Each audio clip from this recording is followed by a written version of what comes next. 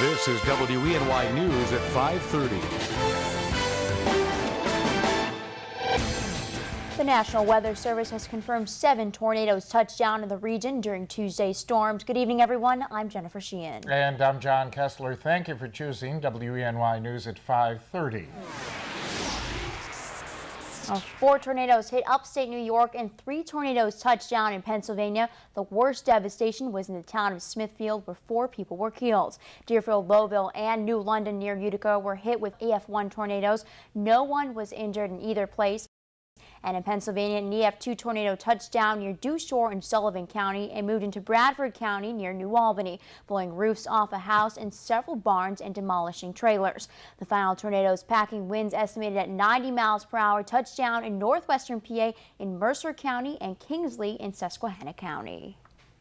In many areas throughout upstate, they're still cleaning up after the devastation of this week's tornadoes and also the widespread storms, the devastation it left behind. That's right. Now the state is working to make sure people are more prepared for emergency situations. WNY's Tanja joined us with more. Tanja.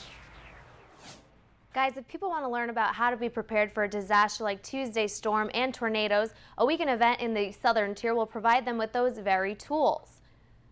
On Saturday at the Hornell High School Auditorium, the New York State National Guard will teach people how to be prepared for any type of disaster before it happens. It's a part of the state's Citizen Preparedness Corps training program. The class is free and lasts about 2 hours. Each family that goes will get a disaster preparedness backpack filled with things like a flashlight, water, food bars, an emergency blanket, and a pocket radio with batteries. This new normal of extreme weather is a challenge for government, it's a challenge for first responders, and it's a challenge for every citizen in this state. And the event is open to the public, but you have to register in advance and show ID at check-in. Registration is on a first-come, first-served basis. About 150 people have already signed up for the Hornell session. You can register online at WENY.com. Tanja Reiki, WENY News.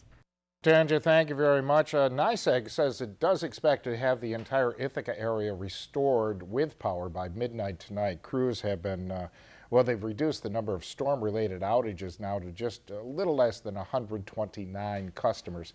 NYSEG also asking customers who are still without power and who have not reported their outage to call 1-800-572-1131. Once service is fully restored, you should turn on appliances and sensitive electronic equipment one at a time, that to avoid overloading circuits. In the meantime, the utility is offering dry ice and water to customers still impacted by the outage.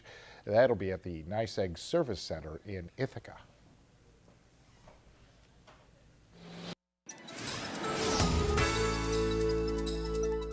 Cleanup efforts continue.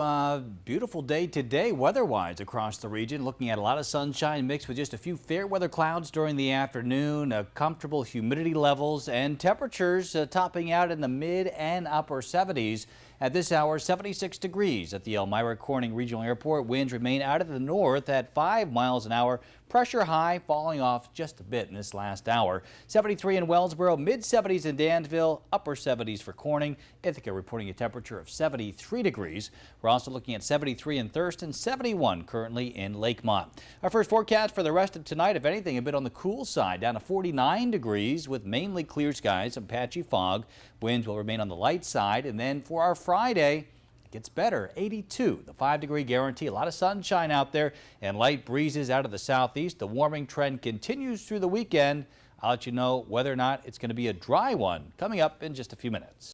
Okay, Joe, we'll see you then. After a string of reported bullying incidents in the Elmira City School District that came to light this year, the district is taking a deeper look into its policy and procedures. That's right. The Board of Education has voted to form an anti-bullying committee to enhance communication between students and parents. WNY's Aisha McKenzie is here with more. Aisha. Well, guys, this newly developed council is looking to promote ethical behavior among members of the school community, by researching sustainable programs they hope will work for the district.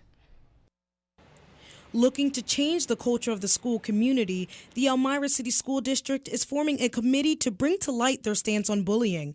In a statement to WENY News, Superintendent Hillary Austin said, quote, "Anything that we can do to support an open dialogue will be supportive and helpful to our students and families." Back in May, we brought you the story of Sharon Walburn and her son Tyler, a student at Hendy Elementary who allegedly received a concussion from being bullied on school property. She says this committee is long overdue. We're hoping that it's a committee of parents that understand the whole situation of their child being bullied, that know how frustrating it can be to try to put a stop to it from it happening to our children. Walburn says she and other parents have been pushing the school district to openly take a stance on bullying to protect their students. I feel that something definitely needs to come out and be there for these parents and these children that are going through so much on a daily basis. And the district is doing just that. Wednesday night, the decision was made to put together an anti-bullying council. Being in its early stages, the co-chairs of the newly proposed board need to outline who will serve on the committee and their goals. The multi-purpose will be to look at all of the circumstances that we have experienced in the Elmira City School District and what other districts our size and our demographics are experiencing. Now, in upcoming weeks, the Anti-Bullying Council will choose who will serve on the board and key goals to be approved by the Board of Education. Aisha McKenzie, WENY News. Aisha, thank you. A campaign targeting which is targeted to educate voters was launched in Centerway Square in Corning this afternoon. That's right. It's pretty exciting. The Whose Side Are You On campaign exposes where the congressional candidates stand on popular issues. And our very own WENY Samantha Potter has more details about that campaign. Samantha? Thanks, John and Jen. Congressional elections will take place in just a few months, and the Whose Side Are You On campaign is working to educate voters.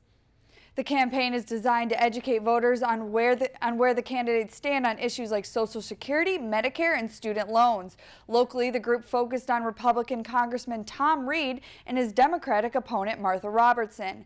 A team of experts looked at past voting records, candidate questionnaires, and public statements to compare the two candidates. Mary Clark, the regional director for Citizens Action of New York, says they hope people will look at those results and can make an informed decision as they head to the polls in November. There's two different viewpoints, and you can see it all over town that people have different views on this subject. And what we're saying is, don't be fooled.